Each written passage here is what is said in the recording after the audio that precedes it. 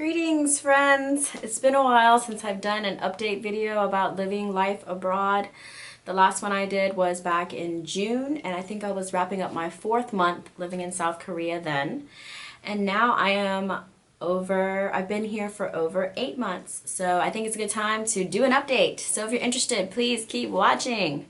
Alright, pretty much going to be talking about the same things I talked about 4 months ago, but now I'm going to give you my insight and feelings and where I'm at my 8th month of living away from home and being in a different country.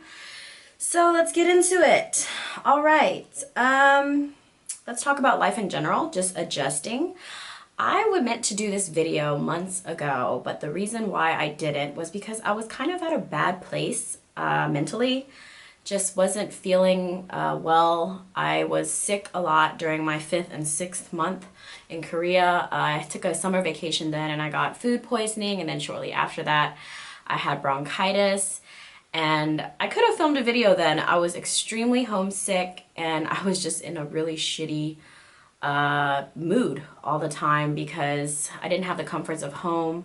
So let me just walk you through, I guess, the last few months since the last video. In the beginning, everything was really exciting. The honeymoon phase in Korea definitely ended maybe at month 4, around month 4 or 5. And then I got really frustrated. And I think that's normal, like the cycles of adjusting or culture shock, just being away from home and adjusting to a new culture in a new country. And I think the phases that most people write about or talk about, that I've read anyway, are pretty accurate of what I've been going through these last couple months. So the first initial few months was honeymoon phase. Everything was great, everything was new. It was like, wow, wow, wow. And then after that, it was just like, oh, I miss home, and I miss my family, and I miss my dog, and I wish I could see my niece, and I wish seeing my friends, and I wish I could experience this with everyone I love.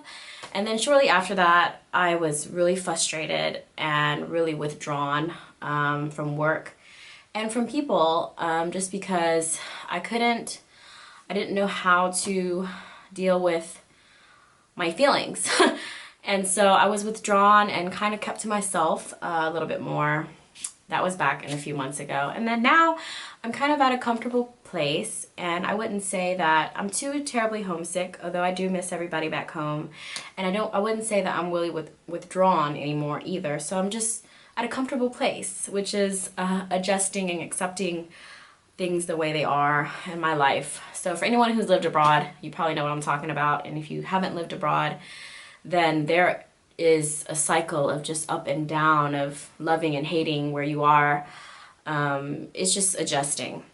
But let me update you about work. I am a first-time teacher, so when I first came here, I had no teaching experience.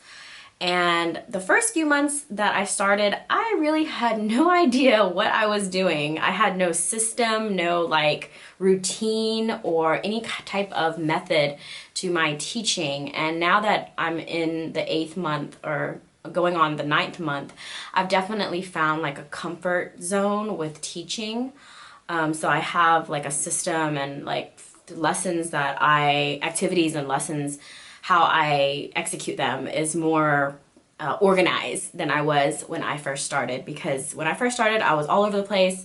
I couldn't find my comfort zone. I didn't know the students. I was overwhelmed with the varied levels of English in my classroom, and everything was just really overwhelming at first. And now it's comfortable, and I know my students, and I feel like I can get in the classroom and teach and be a good teacher, one that has somewhat an idea of what she's doing. So that's good. My co-teachers, my main co-teacher specifically, I've had some moments with her that aren't that great. And especially in the months that I was sick, I had a really hard time dealing with her because she really just wasn't very supportive and didn't really sympathize with me or try to help me in any way until someone said something. And I could get into more depth with that, but in the beginning, and there have been moments where I'm just like, oh, she gets on my nerves. And you know, you can't be friends with everybody you work with. Like, it's just not gonna happen. Like, you come here hoping that everything is gonna be great and you're gonna be best friends with your coworkers, but in any situation, if you're working with people, like, sometimes there's gonna be some friction and some moments that maybe didn't go the way that you want it to go, ideally. But I have to say that I'm in a good place right now with my coworkers, my main teacher especially. I feel like we're in a good place, and even though me and her are not the bestest of friends and we don't really hang out outside of work, I feel like she understands me and we're communicating a lot better than when I was sick and feeling withdrawn and didn't want to deal with her, and she probably didn't want to deal with me either. But that's something that I'll get into deeper in another video. The students, I have grown to love, still have no problems with them. Although, one thing I have to say about being a first-time teacher is that I didn't realize how much classroom management I would be doing, as in just maintaining a organized classroom and one that's functional, where I'm not just yelling at students or feeling like I'm having to discipline them all the time. I didn't anticipate that as a first-time teacher. I didn't really think about that, and it's something that I don't like to do, but something that has to be done, especially with working with my age group, middle schoolers and first-year high schoolers. So that being said, one thing I don't like about teaching younger kids is that I feel like I'm babysitting sometimes, and that's something that I need to learn some more techniques of how to deal with kids, troublesome kids or unmotivated kids or kids that don't do what they're supposed to do. Dealing with like 25 to 30 in a class is just difficult, but I've learned that I don't like doing that, but I need to equip myself with the right techniques and methods to run a classroom effectively. Okay, let's go on to friends. I've made such a good group of friends here where I live. I do live in a small town. I do feel like living in a small town has its advantages, and one of its advantages is that everybody is very tight-knit. I don't want to say everybody, but let's just say if you have 8 people in the town, most likely you'll be really close to at least 4 or 5 of them. And they are my support system. They are my energy. They help me during times when I need someone to confide in and someone to hang out with.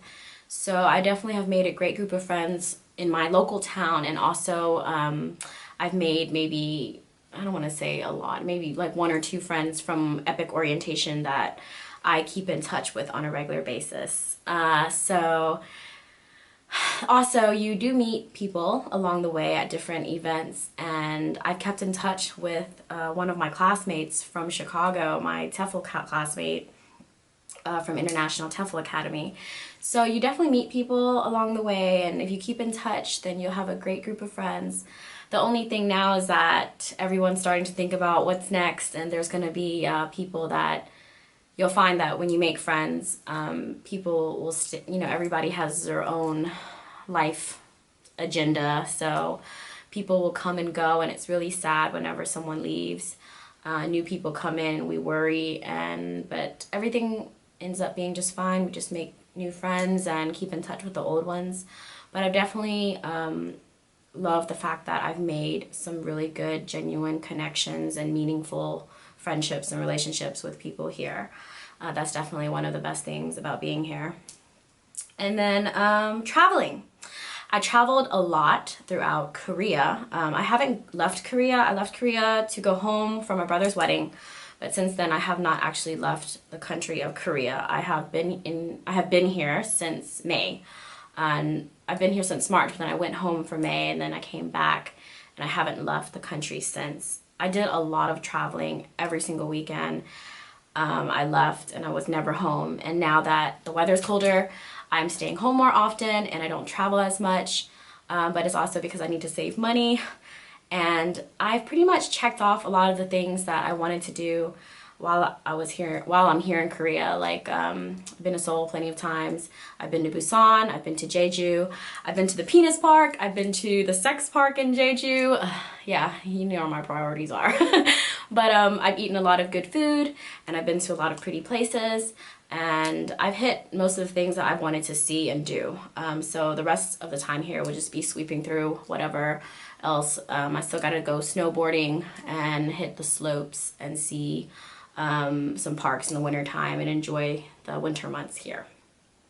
All right, culture. Like I said, adjusting was somewhat difficult for me during the third part. Maybe a few months ago, I was kind of withdrawn, just started feeling like really frustrated with why do Koreans do this and why do they communicate this way, and it's just, I don't want to get into specifics, but if you live somewhere or if you move somewhere, it's likely that you will get frustrated with some aspects of their culture.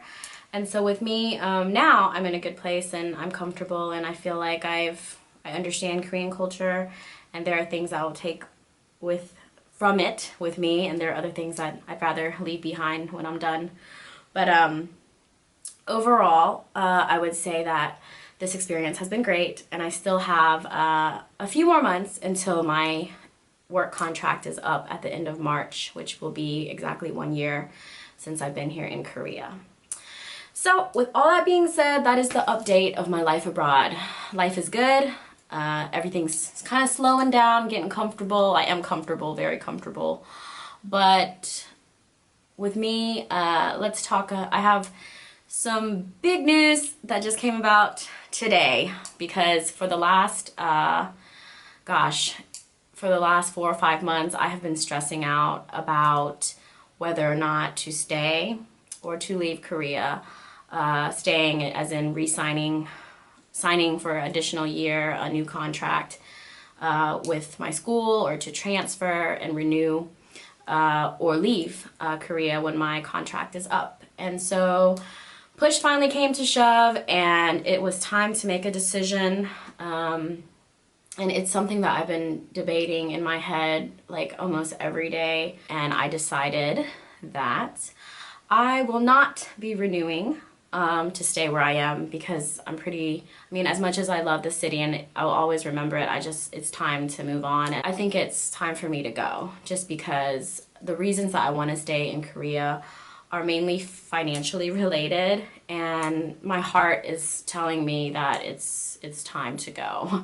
Even though I would love to stay for another year just to save more money, I feel that if I'm not where I want to be, location specific wise, and in a school that I will guarantee then the rest of my time in Korea will not be for the right reasons. And so what's next for me? I will finish this contract and I will be in the process of applying for other countries, and that country specifically is Spain. So last year, around this time of year, I announced that I had just finished my interview with Epic and that I was moving to Korea, and I didn't know when.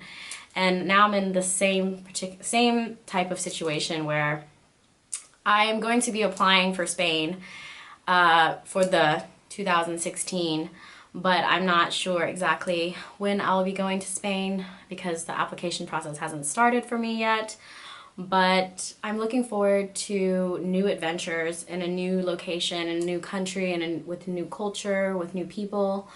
So I just wanted to share this news with you guys, give you an update about what life has been thus far, moving along, almost the end of the year, can't believe it, and what's next for me.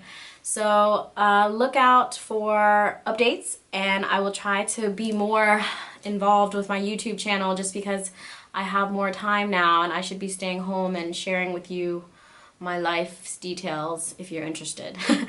So thank you for following me on my quest, and whatever happens I will reveal as time comes. Thank you for watching. I hope this was helpful.